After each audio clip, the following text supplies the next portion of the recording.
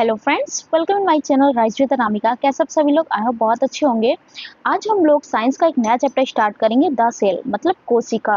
तो ये बहुत ज़्यादा इंपॉर्टेंट चैप्टर है और काफ़ी बड़ा चैप्टर है, तो इसलिए आज हम लोग इस चैप्टर को थोड़ा थोड़ा पार्ट में डिस्कस करेंगे, क्योंकि अगर इतना बड़ा चैप्टर अगर एक बार में बता देना तो चीज़ें बाउंस हो जाएंगी। तो थोड़ी थोड़ी चीज़ें हम लोग पढ़ेंगे, जिससे क्या होगा कि चीज़ें जो हैं हम लोग की क्लियर होती रहें। अब यूपीटेट का ऑफिशियल नोटिस आ गया है, तो जो बच्चे अभी तक तैयारी नहीं कर रहे थे तो प्लीज़ आप सब लोग तैयारी में लग जाइए, अच्छे से तैयारी करें, जिससे आप सभी का यूपीटेट क्वालिफाई हो जाए। तो ये जो साइंस है, जो हम पढ़ा रहे हैं, ऑलमोस्ट यूपीटेट सीटेट का सेम पेपर होता है। बस यूपीटेट क्या है, ये फैक्ट के ऊपर क्वेश्चंस आते हैं। सीटेट में क्या होता है, कॉन्सेप्ट पे क्वेश्चंस आते हैं। तो अगर आपका फैक्ट क्लियर अच्छे से समझ में आता है, टू द फैक्ट जो इसका आंसर है एज इट इज रहता है। तो इसमें क्या है, हम लोग फैक्ट मतलब जो भी फैक्ट है उसके अकॉर्डिंग क्वेश्चंस चीज़ों को समझेंगे, पढ़ेंगे, जिससे हमारा यूपीटेट में जो भी क्वेश्चंस इस चैप्टर से बनने वाले हैं, वो चैप्टर क्या है, मतलब वो क्वेश्चन जो है हम लोग को समझ में आ जाए वो इस चैप्टर में। तो चलिए अपने टॉपिक को स्टार्ट करते हैं। तो यूपीटेट पेपर 2 साइंस, आज हम लोग कौन सा चैप्टर पढ़ेंगे? हम लोग पढ़ेंगे द सेल मतलब कोशिका। तो इस चैप्टर में जो हम पहला चैप्टर है द सेल कोशिका। अब द सेल जो है, सेल से ही हमारे दिमाग में जो सबसे पहले हमको ये पता होना चाहिए कि आखिर ये सेल होता क्या है। जो हम लोग कोशिका पढ़ेंगे तो इससे कोशिका आखिर क्या होती है। तो जो छोटे छोटे आप एक तरीके से ऐसे जो नॉर्मल डेली लाइफ का एक एग्जांपल लेते हैं, जैसे कि मान लीजिए एक घर है, तो एक घर कैसे बनता है। तो बेसिक सा एग्जांपल है कि जैसे एक घर जो है छोटे छोटे मतलब जो ईंट के टुकड़े को मिला मिला के फिर एक जो है कमरा तैयार होता है, कमरों से क्या होता है, घर तैयार होता है। तो जो ये छोटे छोटे ब्रिक्स से मिलकर एक घर तैयार होता है, तो वैसे ही सेल क्या होता है, जो छोटे छोटे हमारे बॉडी में छोटे छोटे सेल से मिलकर हमारी बॉडी बनती है। तो वही क्या होता है, ये सेल होता है। ठीक है, तो आई होप आपको सेल समझ में आ गया होगा कि सेल क्या होता है। फिर व्हाट इज अ सेल। अब हम लोग देखेंगे कि आखिर सेल होता क्या है। तो cell is the A cell is the smallest structural and functional unit of life। इसका मतलब ये है कि ये क्या कहना चाह रहा है कि जो सेल है एक जो है स्मॉलेस्ट और फंक्शनल यूनिट है हमारी लाइफ की, हमारे जीवन की। मतलब जो एक सबसे छोटी संरचना, जो सेल है एक सबसे बहुत ज़्यादा छोटी है, बहुत छोटी संरचना है। और ये क्या करता है, ये हमारी बॉडी में क्या करता है, एक फंक्शन की तरह भी कार्य करता है। क्या करता है, एक छोटी संरचना है और हमारे बॉडी में एक फंक्शन की तरह भी काम करता है। तो हिंदी में भी यही चीज लिखी हुई है कि कोशिका जीवों की सबसे छोटी संरचनात्मक और क्रियात्मक इकाई होती है। इसका मतलब ये हुआ, समझिए कि जैसे कि स्मॉलेस्ट स्ट्रक्चर एक संरचना है, इसका मतलब ये हुआ कि जो हमारे बॉडी के जो भी पार्ट्स बनते हैं, जैसे नाक, कान, आंख, हाथ, उंगलियां, तो ये जो भी हमारे बॉडी का स्ट्रक्चर बनता है, जो संरचना बनती है, वो क्या होता है, छोटे छोटे सेल से मिलके बनती है। ठीक है, और यही हमारे बॉडी में जो सेल है वो क्या करते हैं, फंक्शन भी करते हैं, मतलब कार्य भी करते हैं। तो ये हमारी, इसीलिए इसको क्या कहते हैं, ये हमारे जो जीवन की है एक क्रियात्मक इकाई है, संरचनात्मक और क्रियात्मक इकाई है। फिर कहता है it is the called off basic unit of life. ये कहता है कि इसे जीवन की बेसिक यूनिट कहा जाता है। बेसिक यूनिट क्यों कहा जाता है, क्योंकि यह हमारे जीवन में क्या होता है कि जो बेस होता है, जैसे नहीं होता है कि एक घर बनता है तो उसका बेस नींव होता है, फाउंडेशन होता है। तो पहले नींव मजबूत होती है, उसके बाद जो है हमारा मतलब घर बनना शुरू होता है। तो वैसे ही ये हमारा जो सेल होता है ये एक बेसिक यूनिट होती है जीवन की, हमारे लाइफ की। जिससे क्या होता है, ये एक सेल से दूसरा सेल, दूसरा सेल से तीसरा सेल, तीसरा सेल से चौथा सेल, ऐसे हमारी बॉडी में कई सारे सेल्स से मिलकर हमारी बॉडी क्या है, बनती है। तो वही चीज कह रहा है, it is called the basic unit of life. इसे जीवन की बेसिक यूनिट कहा जाता है। अब अगर हम लोग उदाहरण देखेंगे, एग्जाम्पल्स देखेंगे, तो जैसे ह्यूमन बॉडी है मेड ऑफ मेनी सेल्स। जो मनुष्य की बॉडी होती है, जो ह्यूमन बॉडी होती है, वो कई सारे सेल्स से मिलकर बनती है। और जो प्लांट्स होते हैं वो भी क्या है, कोशिकाओं से मिलकर बनते हैं। आई होप ये चीज समझ में आ गई। हमारा शरीर कई कोशिकाओं से बना है, और पौधे क्या है, कोशिकाओं से बने होते हैं। अब इसमें जो एक चीज ये बता रहा है, जिसे ये डायग्राम में दिख रहा होगा आप लोगों को, सेल क्या है, एक basic and fundamental unit of life है, मतलब सेल जो है एक बेसिक और फंडामेंटल यूनिट ऑफ लाइफ है। It possesses a highly organised structure that enable it to carry out it vital functions. तो ये सेल के बारे में बताया गया है, ये सेल का डायग्राम है, ठीक है। आई होप अभी आपको जितना बताया वो समझ में आ गया होगा। फिर आता है कि ये तो हमने सेल के बारे में पढ़ लिया, ठीक। फिर उसके बाद आता है कि सेल को डिस्कवर किसने किया था, कि आखिर जो सेल आया तो आया कैसे, किसने पता लगाया कि ये। अब डिस्कवरी ऑफ सेल कैसे हुई, तो सबसे पहले हम लोग ये देखेंगे कि आखिर डिस्कवरी ऑफ सेल कैसे हुई। तो एक साइंटिस्ट थे रॉबर्ट हुक, उन्होंने जो है एक मतलब पेड़ की छाल पे वो काम किए थे। पेड़ की छाल के काम कैसे किए थे, उन्होंने क्या किया, एक पेड़ की छाल ली जिसे कॉर्क बोलते हैं, ठीक है। उन्होंने कॉर्क लिया, देखा होगा कभी कभी कॉर्क जो उस पे भी लगी होती है, जैसे पानी की बोतल पे उस पे लकड़ी की जैसे कॉर्क भी लगी होती है। तो उन्होंने कॉर्क लिया, फिर उस कॉर्क को क्या किया, अपने माइक्रोस्कोप में देखा। तो जब उन्होंने उस कॉर्क को लेके माइक्रोस्कोप में देखा तो उन्होंने पाया कि उसके अंदर क्या है, कुछ कमरे जैसे बने हुए, खांचे जैसे बने हुए हैं, जैसे लाइक अ हनी कॉम्ब स्ट्रक्चर, उस टाइप का एक स्ट्रक्चर उसमें बना हुआ है। तो उन्होंने उस चीज का नाम क्या दे दिया था, सेल दे दिया था। तो इन्होंने जो है ये कब डिस्कवर किया था, इन्होंने डिस्कवर किया था इसे 1665 में। कब डिस्कवर किया था, एक ये क्वेश्चन बहुत ज्यादा इंपॉर्टेंट है जो बन सकता है आपके एग्जाम में, कि जो है सेल की डिस्कवरी किसने की थी। तो सेल की डिस्कवरी जो है वो रॉबर्ट हुक ने की थी। कब की थी, 1665 में की थी। He observed cork under a microscope and named small compartment as a cell. मतलब इन्होंने क्या किया, इन्होंने एक ऑब्जर्व किया, कॉर्क को एक माइक्रोस्कोप में रखा, फिर उन्होंने ऑब्जर्व किया, एक मतलब उन्होंने देखा कि एक स्मॉल जो है कंपार्टमेंट उसके अंदर बने हुए हैं, तो जिसका नाम क्या उन्होंने दे दिया, उसका नाम सेल्स दे दिया। तो ये तो ये रही रॉबर्ट की स्टोरी कि इन्होंने किस प्रकार जो है इसका डिस्कवर किया था। लेकिन एक चीज इसमें ये भी है कि इन्होंने जो भी डिस्कवर किया ना, तो ये डेड सेल पे किया था। मतलब क्या था कि वो लिविंग सेल्स नहीं थे, वो डेड सेल्स थे। तो ये चीज बहुत ज्यादा इंपॉर्टेंट है कि जो इन्होंने जो ये डिस्कवर किया था, ये क्या था, डेड सेल्स थे, ठीक है, लिविंग सेल्स नहीं थे।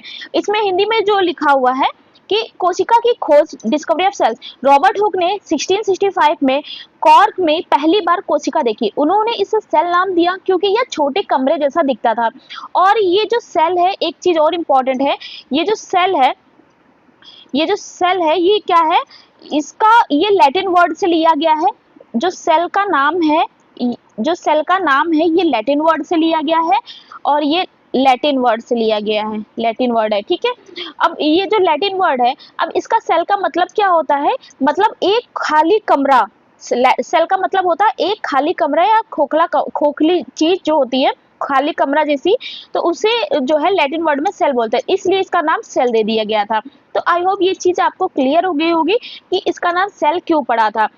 क्योंकि ज्यादातर बायो वाली चीजें क्या होती हैं, लोग लैटिन या फिर ग्रीक पे नाम ज्यादातर रखते हैं, तो वहीं से ये वर्ड सेल आया हुआ है। फिर ये कुछ इमेज आपको दिख रही होगी कि इनके रॉबर्ट हुक के बारे में, कि Robert Hooke discovery of cell. तो इनका ये माइक्रोस्कोप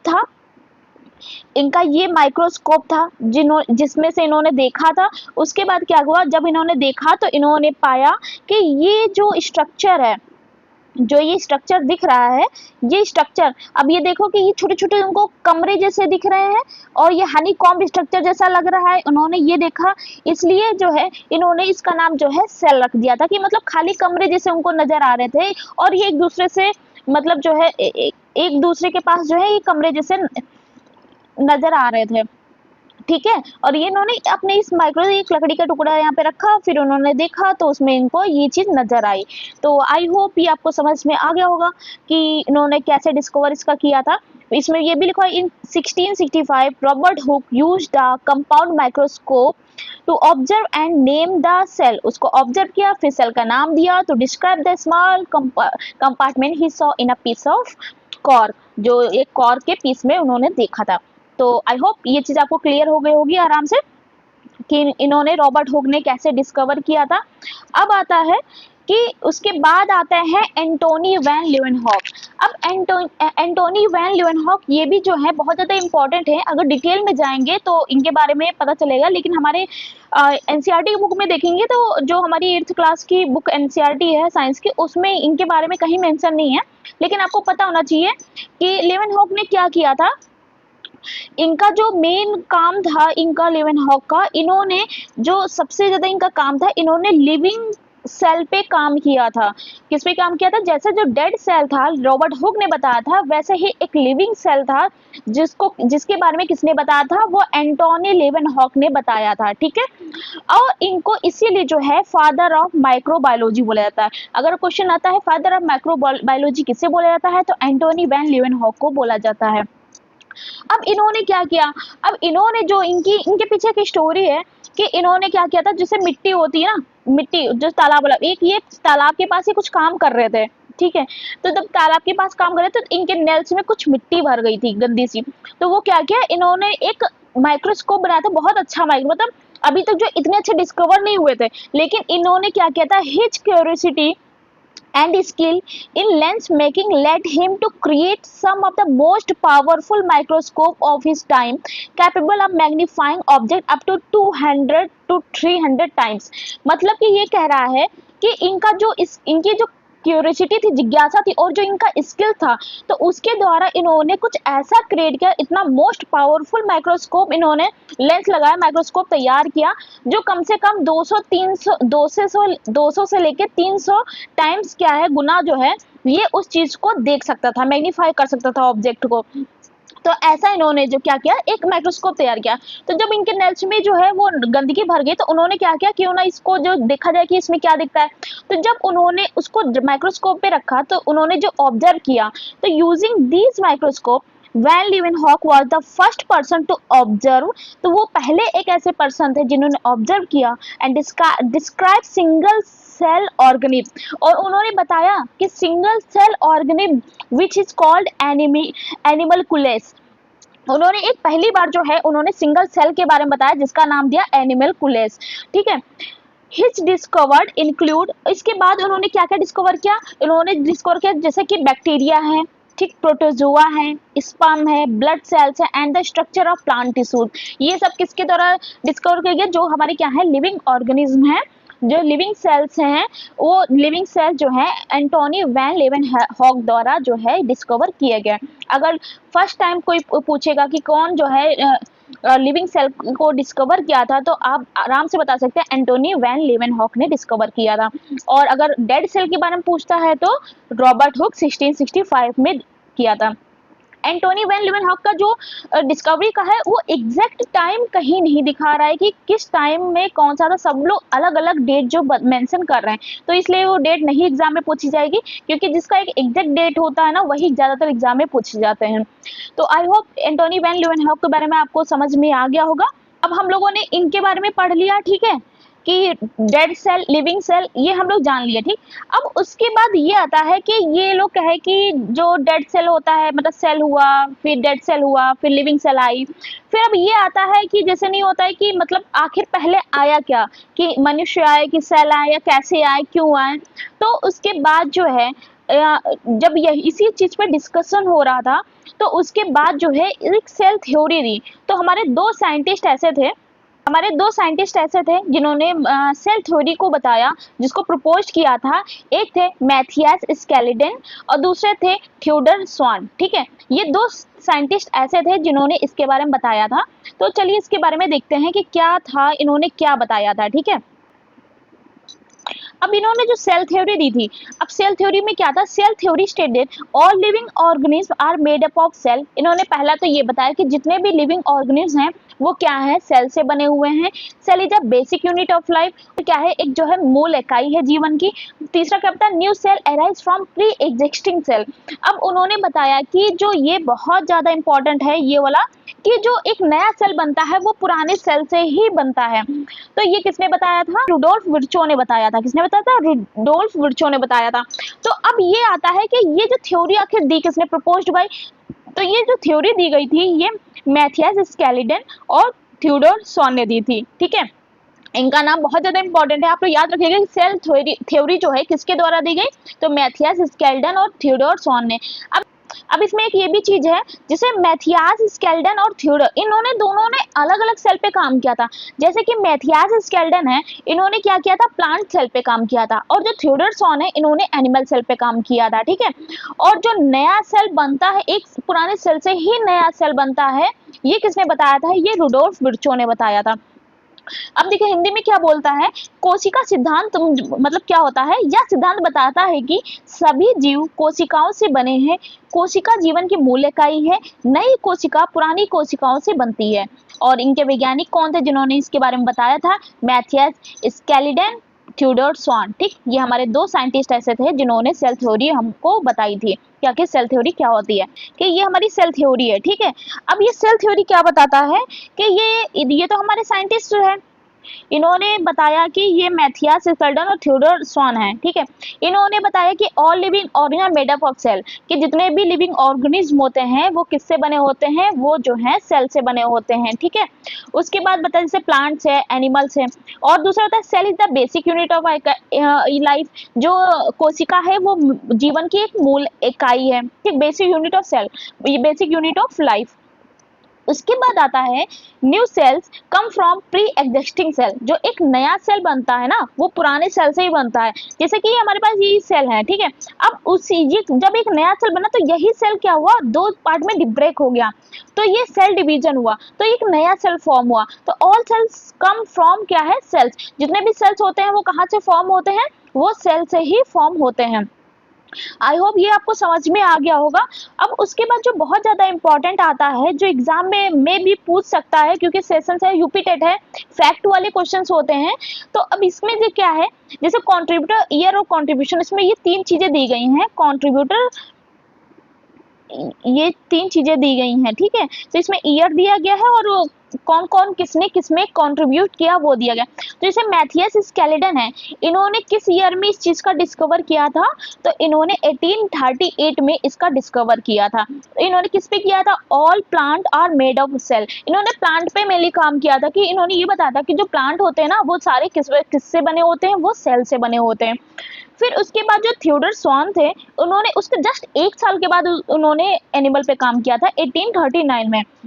इनका क्या कहना था, इनका ये कहना था कि all animals are made up of cell, जितने भी एनिमल्स होते हैं ना, वो भी सारे किसके बने होते हैं, सेल्स के बने हुए होते हैं। ये थ्योडर स्वान का था। बहुत ज्यादा कंफ्यूज ना होइएगा, क्योंकि मान लीजिए दोनों अगर आता है ना, तो पेपर में ऐसा होता है कि सेम चीज पढ़ी हुई, अब चार ऑप्शन दिए गए, 1838 था या 1839 था, ऐसा कुछ नहीं है। आप अच्छे से समझिए, मिथियस स्केलेटन, थ्योडर स्वान 1839 उसके जस्ट बाद था। अब जो सेल डिवीजन की बात जिसने की थी ना, कि मतलब जो पुराने सेल से ही एक नया सेल फॉर्म होता है, वो किसने कहा था, वो रुडोल्फ विर्चो ने कहा था। किसने कहा था, रुडोल्फ विर्चो ने कहा था 1855 में। मतलब ये था ना कि दोनों की ये हो रही थी कि वो नया सेल बनता, वो उससे नया सेल बनता। तो बाद में रुडोल्फ विर्चो आए, जो 1859 में उन्होंने बताया कि ऐसा कुछ नहीं है, कि मतलब जो भी सेल्स बनते हैं ना, वो हमारे जो पुराने सेल्स होते हैं, उन्हीं सेल से ही नए सेल बनते रहते हैं। वही सेल क्या होता है, रिपेयर होके एक नया सेल का फॉर्म होता है। और जो हमारे पुराने सेल्स होते हैं, जैसे पुराने सेल्स है डेड होते जाते हैं, फिर नए सेल बनते रहते हैं, जिससे हमारी बॉडी क्या है, रिपेयर होती रहती है।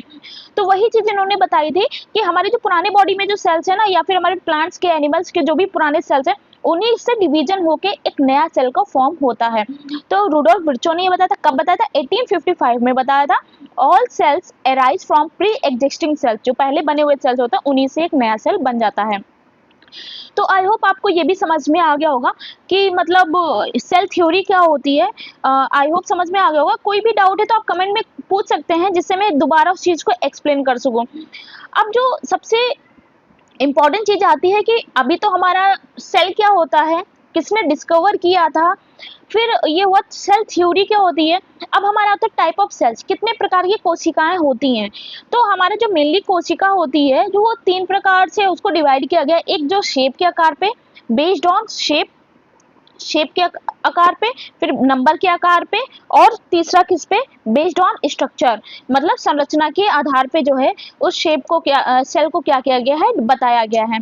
अब आता है कि सबसे पहले हम लोग देखेंगे तो शेप के आकार पे, बेस्ड ऑन शेप। अब बेस्ड ऑन शेप हम इसके ऊपर देखेंगे सबसे पहले।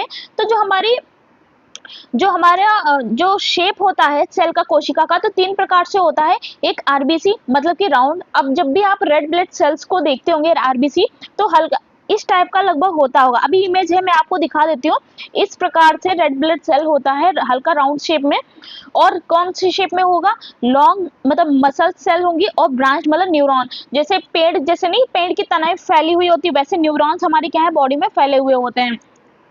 उसके बाद हम लोग देखेंगे बेस्ड ऑन नंबर, नंबर के बेस पे हम लोग देखेंगे। तो ये बहुत ज्यादा बहुत ज्यादा इंपॉर्टेंट है बेस्ड ऑन नंबर, क्योंकि यूनिसेलुलर ऑर्गेनिज्म और मल्टी सेलुलर ऑर्गेनिज्म एग्जाम में पूछे जाते हैं।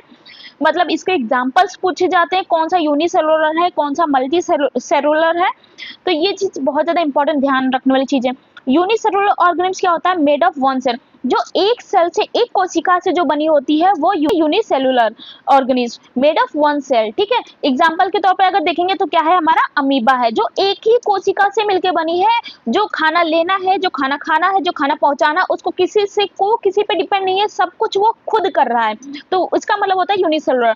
मल्टी सेलुलर क्या होता है? ऑर्गेनिज्म मतलब कि मेड ऑफ मेनी सेल, जो कई कोशिकाओं से मिलकर बनी होती है, वो होता है मल्टी सेलुलर। मतलब कि कई कुछ का मतलब उसमें अलग अलग प्रकार के उनकी बॉडी में क्या है, वो सेल्स होते हैं। जैसे कि हमारी ह्यूमंस, जो हमारी बॉडी होती है, ह्यूमंस की बॉडी होती है, वो अलग अलग सेल से मिलके बनी होती है। प्लांट से वो अलग अलग सेल से मिलके बने होते हैं। तो ये होता है मल्टी सेलुलर और यूनिसेलुलर।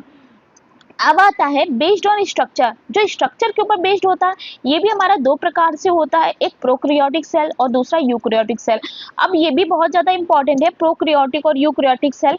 ये क्यों इंपॉर्टेंट है? क्योंकि ये भी एग्जाम में पूछा जाता है। जैसे प्रोक्रियोटिक मतलब प्रो से याद रखो, प्रो मतलब पहले, क्रियोटिक सेल जो पहले से मतलब उसका सही से मतलब वो क्रिएट ना हुआ हो, प्रोक्रियोटिक से जो पहले से ना क्रिएट हुआ हो। सिंपल, ये एक सिंपल स्ट्रक्चर, सिंपल संरचना होती है। नो ट्रू न्यूक्लियस, क्योंकि कोई भी उसके अंदर जो न्यूक्लियस जो है, आप ये एक तरीके से कह सकते हो, सही से डेवलप ना हो पाया हो या फिर नहीं पाया था। न्यूक्लियस की जगह पे एक छोटा सा कुछ आपको दिखाई देगा जिसे न्यूक्लियोइड बोलते हैं।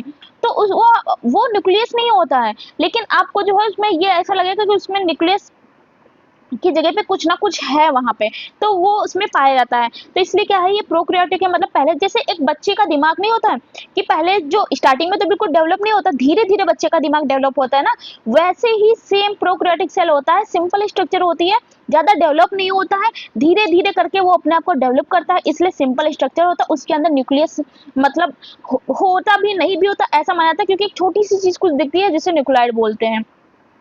जैसे एग्जाम्पल के तौर पे बैक्टीरिया हम मान सकते हैं। ठीक है, एग्जाम्पल क्या है, बैक्टीरिया।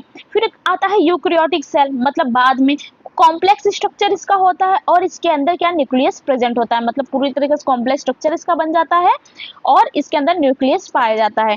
जैसे एग्जाम्पल के तौर पे प्लांट्स एंड एनिमल्स। तो ये रहे हमारे टाइप्स ऑफ सेल कि कितने प्रकार से सेल होते हैं, कौन कौन से सेल होते हैं।